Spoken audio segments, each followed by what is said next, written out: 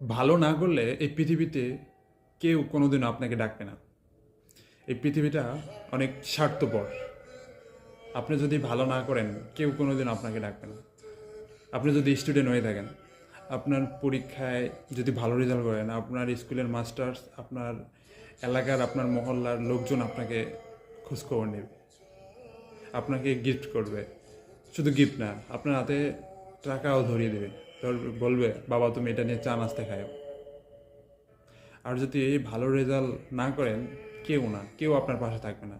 শুধু অভাগা আপনার ওই মা বাবাই থাকবে, তাছাড়া আপনার পাশে আর কেউ থাকবে না।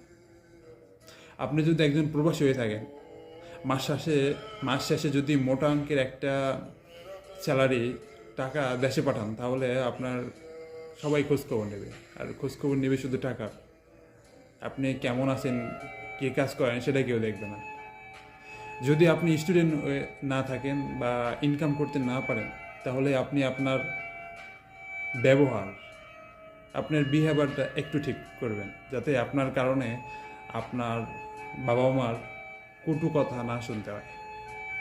এটাই, দ্যাটস ইট।